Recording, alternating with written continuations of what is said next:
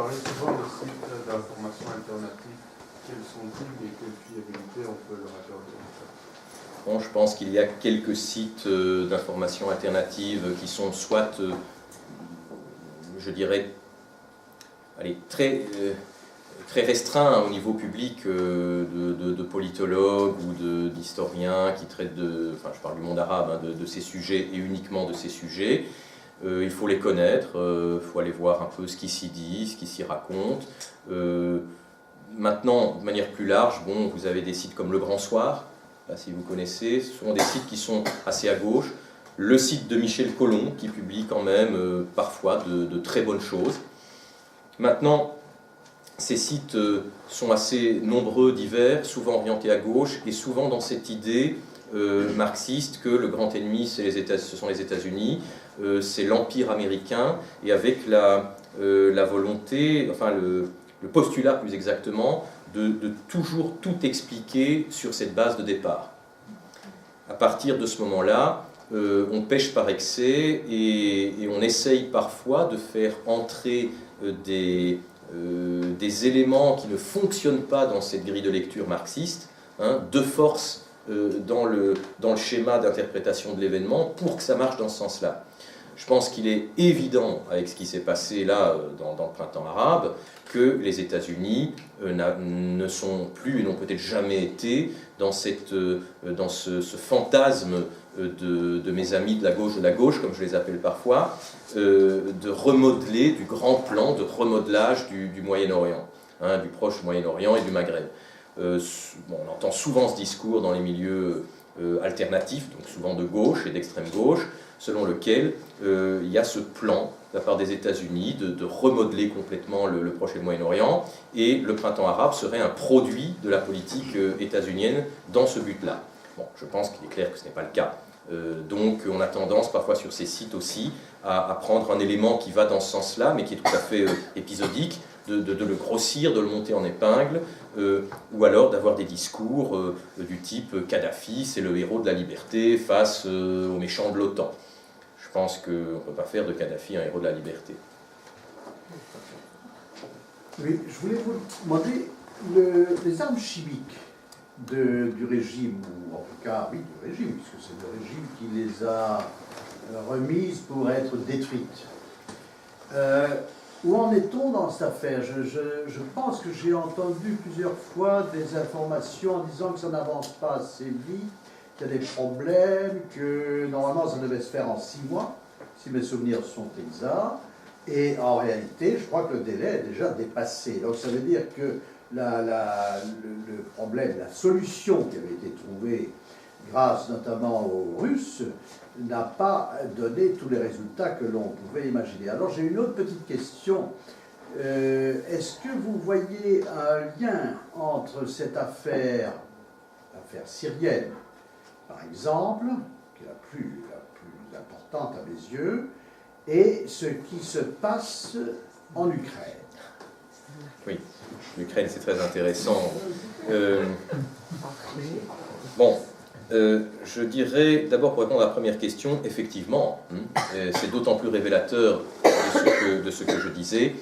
On a un petit peu laissé tomber cette histoire des armes chimiques. Enfin, on n'a pas vraiment laissé tomber, mais on n'embête pas beaucoup le gouvernement de Damas pour qu'il se presse à rendre ces armes.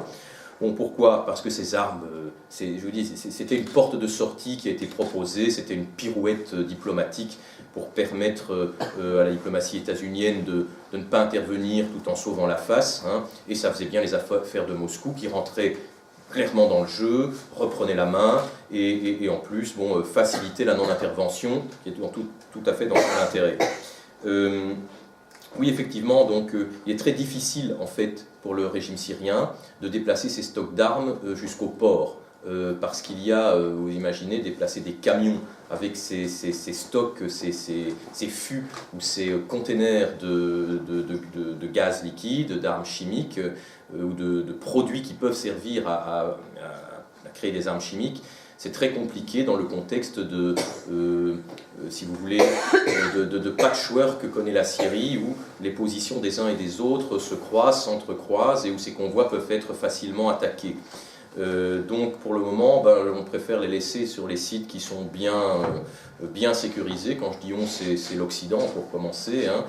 D'autant qu'on sait que ces armes ne servent pas au régime, parce que le régime ne peut pas utiliser des armes chimiques dans le cadre d'une guerre qui est essentiellement une guerre urbaine, où les forces s'entrecroisent, où il est très difficile de savoir sur qui et sur quoi on va lâcher ces armes, et d'autre part, où il n'y a absolument aucun intérêt, comme je le disais, pour le régime d'utiliser des armes chimiques, sinon se mettre à dos encore plus la communauté internationale et rendre encore plus difficile la position russe au Conseil de sécurité de l'ONU, position de défense de ce régime.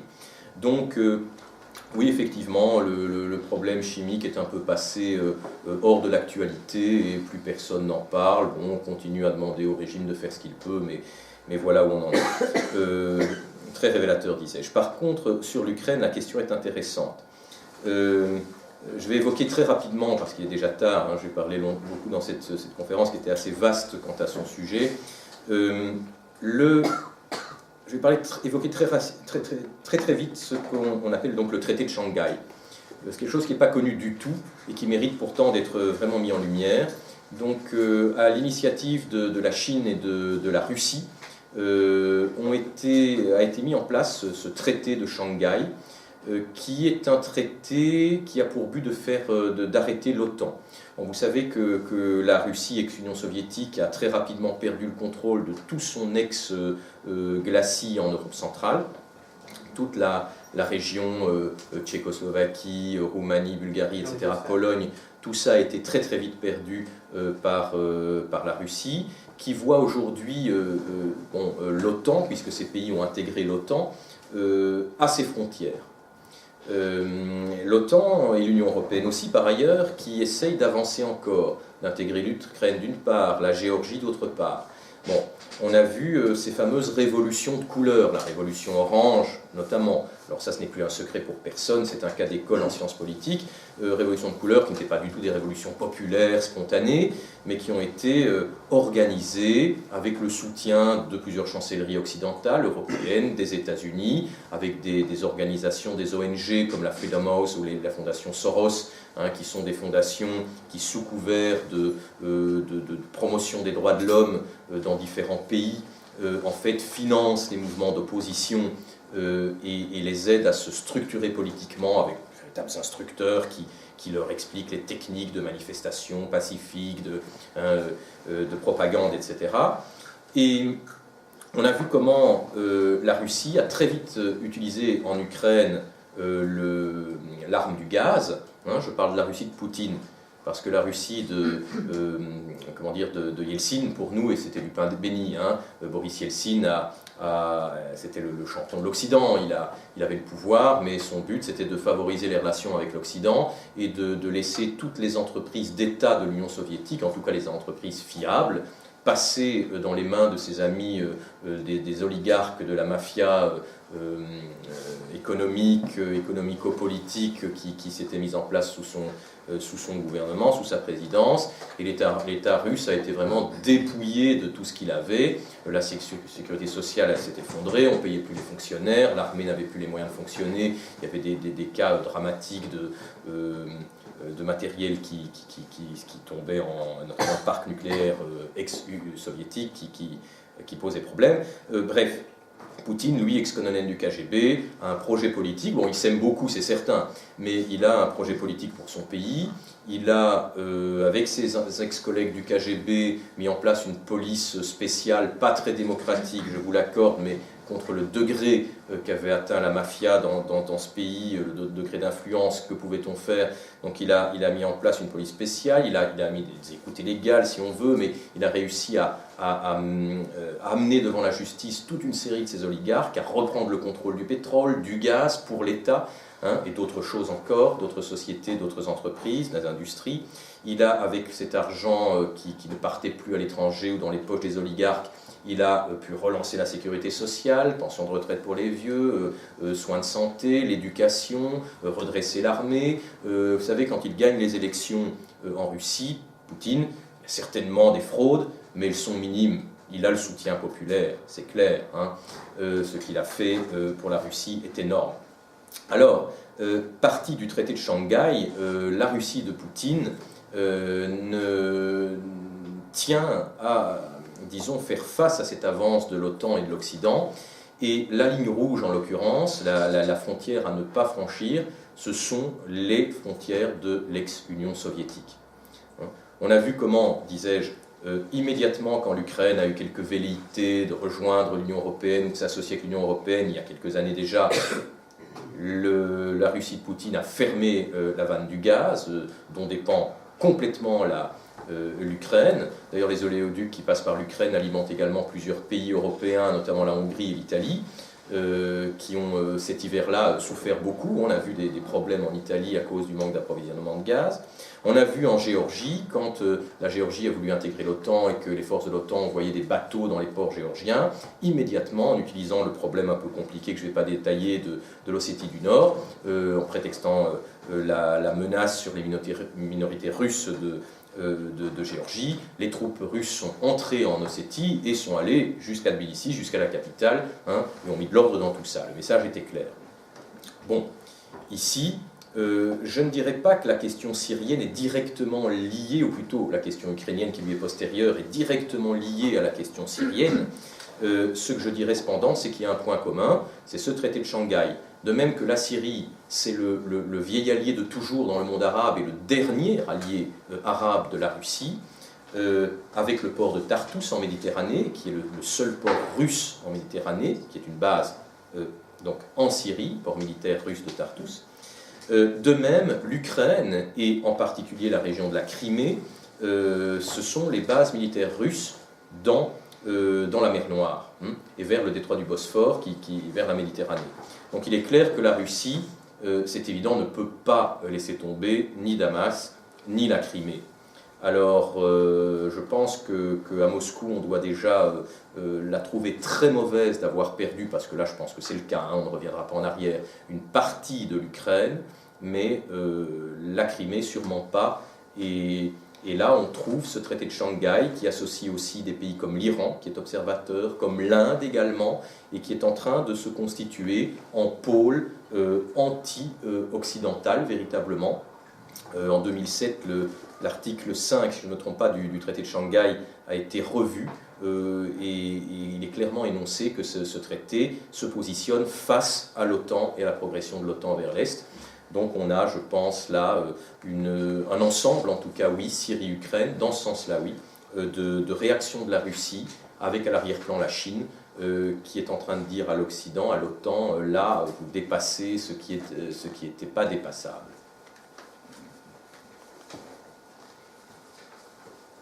Est-ce qu'il y a une perspective critique abordable face à la situation de la Russie, dans la situation de la Syrie par rapport aux relations internationales? Dans quel sens? Dans le sens où je regarde un peu la perspective marxiste et je me dis que c'est pas vraiment, c'est pas légitime en fait. Donc je me demande est-ce qu'il y a une possibilité d'analyse critique, de perspective critique vis-à-vis de la Syrie. Vous êtes politologue, peut-être, voilà. Je reconnais le cadre théorique, la recherche d'un cadre théorique dans le... Oui, c'est une question un peu... Vous savez, pour moi, la science politique, je vais vous dire un secret, c'est pas une science. Et le cadre théorique non plus. C'est quelque chose qui mène justement à des schémas parfois tout à fait arbitraires d'analyse, quelque chose qui m'énerve beaucoup.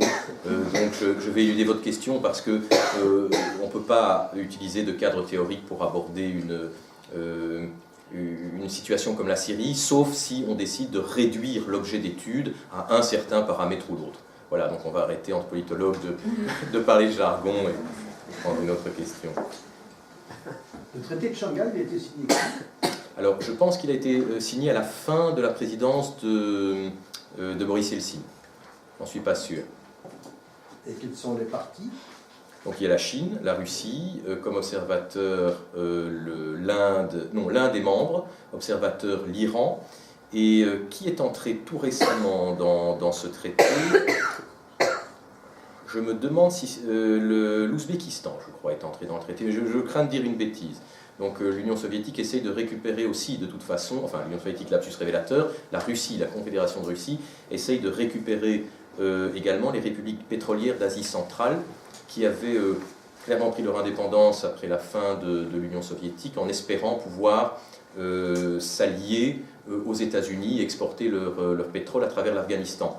Mais comme la guerre d'Afghanistan, qui avait quand même pour but principalement la construction du pipeline, de l'oléoduc afghan, pour mener depuis les républiques ex-soviétiques d'Asie centrale le pétrole vers les ports de Kandahar et Karachi au Pakistan, hein, et d'exporter ce pétrole, et le gaz également.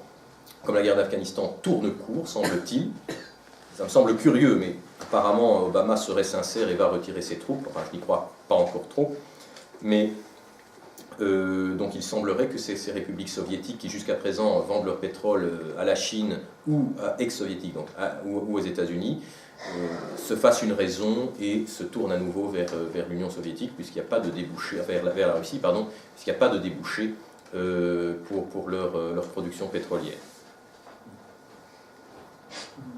Pour en revenir à la Russie, je suis le fils de M. Anthony Lemaius, un grand spécialiste de la Russie, qui a été éditeur et fondateur des Cahiers du Samizdat, qui, du temps de l'Union soviétique, publiait tout ce qui était censuré par la presse officielle du régime, qui traduisait directement du russe au français sur la condamnation des dissidents russes, internement des dissidents russes, des contestataires russes par le KGB, etc.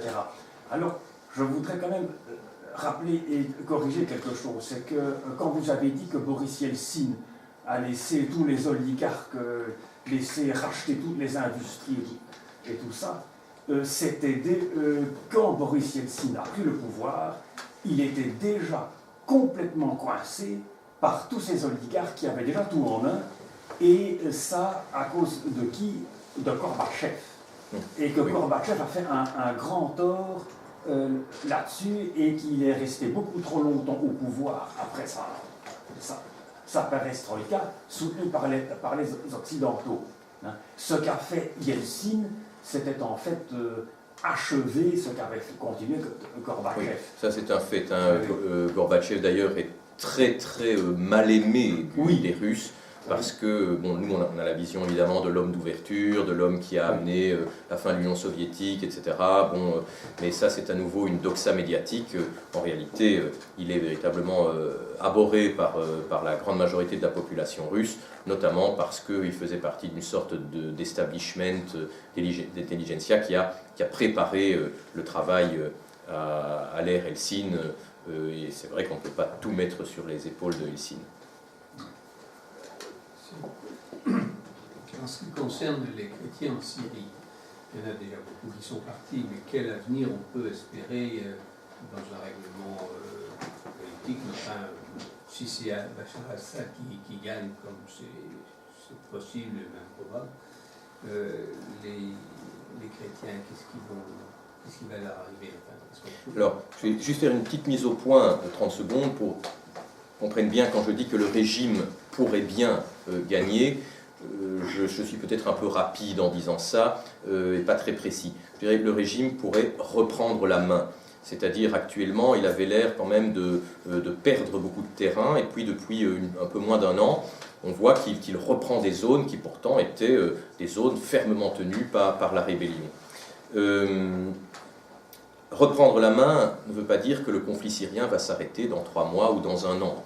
Ces mouvements djihadistes sont quand même bien implantés, ils sont partout dans le pays. Si l'armée libre disparaît, eux continuent le combat. Et ces gens vont au combat jusqu'à la fin. Vous savez, quand on m'a interviewé sur Genève 2, sur France Culture, en me demandant, mais vous pensez sincèrement que quelque chose va sortir de Genève 2, donc cette conférence qui avait eu lieu à Genève entre l'opposition au régime et les représentants du gouvernement Bachar al-Assad. Je dis, mais enfin, Genève 2 n'a aucun sens.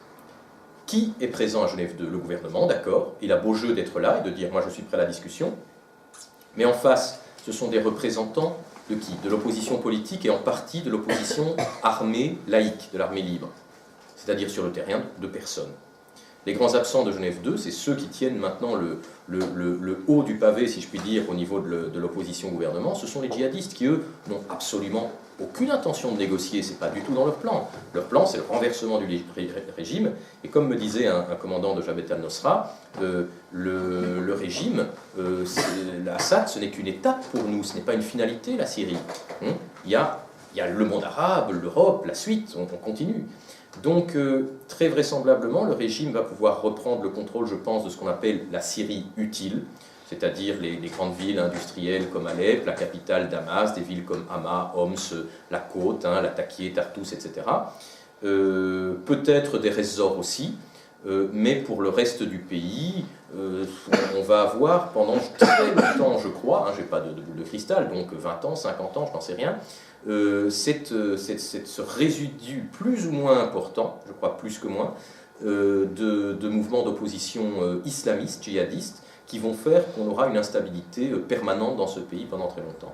Alors, par rapport à ça, les chrétiens ont eu en Syrie à nouveau, on n'est pas du tout dans cette vision statique, très linéaire que nous ont présenté les médias, ça c'est blanc, ça c'est noir, c'est très compliqué les chrétiens. Pour faire simple, disons qu'au début, les chrétiens de Syrie espéraient que les choses puissent se passer calmement, sans heurts, par des réformes du régime. Donc ils ont soutenu au début le gouvernement, ils étaient dans les manifestations pro-Bachar al-Assad, plus le président, comme je l'ai dit, que le gouvernement véritablement, que le Baas. Et quand la révolte a commencé, les chrétiens ont été dans une situation très délicate. Fallait-il continuer à soutenir Bachar al-Assad, qui n'avait pas tenu ses promesses, ou aller vers la révolte? Et quand il s'est avéré, dans la deuxième phase de la révolution, que cette révolte était une révolte populaire, laïque, politique, pas religieuse du tout, les chrétiens se sont engagés dans la révolution. Plus en donnant de l'argent d'ailleurs, parce que beaucoup de chrétiens font du commerce, ce ne sont pas des militaires, ce ne sont pas des fonctionnaires, ce sont surtout des commerçants les chrétiens en Syrie, plus en finançant cette révolte armée contre le régime. Monseigneur Zenari, le nonce apostolique à Damas, l'avait dit lors de la conférence épiscopale des évêques sur les conférences épiscopales sur les chrétiens d'Orient. En Syrie, nous le savons maintenant, c'est une révolution populaire, les chrétiens soutiennent cette révolution, ce n'est pas une guerre sainte djihadiste. Puis les chrétiens ont commencé progressivement, lorsque l'Occident n'intervenant pas, comme je l'expliquais, donc les mouvements djihadistes se sont développés, les chrétiens se sont rendus compte que d'une révolution, on passait au djihad, et ils ont à nouveau repris leur position favorable au gouvernement. Cette fois-ci, qu'il soit démocratique ou non, c'est leur planche de salut, ou alors c'est la fuite. Et on voit ce qui se passe actuellement. Je dirais, quand j'étais encore, c'était en janvier de l'année passée, donc il y a plus d'un an, j'étais dans le gouvernement d'Idlib à Marat Nouman, et j'étais avec une katiba d'Al-Qaïda, comme on dit. Je ne crois pas que c'est vraiment Al-Qaïda, c'est Jabhat al-Nusra, la branche syrienne d'Al-Qaïda. Je pense qu'il faut être prudent dans tout ça. Mais, disons, avec l'Al-Qaïda syrien, on va dire, et il y avait avec eux 2 chrétiens qui se battaient dans cette katiba, dans cette brigade. J'étais très étonné. On dit oui, mais non, c'est pas vraiment Al-Qaïda, ce sont des amis, ce sont des gens qu'on connaissait, on était avec eux, on était du même quartier, etc. Bon. Je crois qu'aujourd'hui, ce genre de choses est totalement impossible. On a vu récemment ce qui s'est passé avec ce monastère du côté de Maaloula, notamment des sœurs orthodoxes qui ont été prises en otage, que le gouvernement libanais a réussi à extraire à travers de nombreuses négociations, probablement en payant une rançon. On voit comment les chrétiens sont attaqués, comment des villages chrétiens sont attaqués, brûlés, les églises détruites, etc. J'ai bien peur, malheureusement, que, et ça ne vient pas en tout cas pas majoritairement des islamistes syriens, mais que ces vagues d'islamistes venus de l'étranger, qui ont infiltré par milliers, parce qu'on en parle de milliers d'hommes, la Syrie, soient sans concession pour les chrétiens de Syrie. Et donc que les chrétiens de Syrie, comme les Coptes d'Égypte, comme les chrétiens de Libye, comme probablement les chrétiens de Tunisie, décident de plier bagages et d'aller se réinstaller, bon, pour beaucoup au Liban, évidemment, voire en Arménie. J'ai des amis à Alep, des chrétiens arméniens, qui ont plié bagages, ils sont déjà installés, ils pensaient aller aux États-Unis, ça n'a pas été possible, ils sont à Erevan maintenant en Arménie. Donc je pense que sur le plan sécuritaire, dans l'immédiat, les chrétiens sont vraiment menacés de plus en plus. Peut-être aussi, faute étant à certaines figures chrétiennes, comme la fameuse mère Agnès Mariam de la Croix, hein, ou comme Monseigneur Jean Bart, l'archevêque d'Alep, qui très tôt dans le conflit ont pris des positions totalement pro-Assad, et donc ont attiré les foudres de certains contre la communauté chrétienne, mais probablement aussi du fait de l'intransigeance catégorique de ces mouvements djihadistes étrangers qui opèrent maintenant sur le terrain. Vous savez que dans le gouvernorat d'Arraka, les chrétiens ne peuvent plus, ce sont les règles qui ont été dictées, hein, dans le califat d'Arraka, ne peuvent plus célébrer la messe, doivent être très très discrets, prier chez eux, ne pas consommer d'alcool en public, etc. Bon, on est très loin pour eux doivent payer la dîme, hein, sont 10 000, donc doivent payer l'impôt aux musulmans qui est supérieur, etc. Donc on est dans cette voie-là pour les chrétiens de Syrie.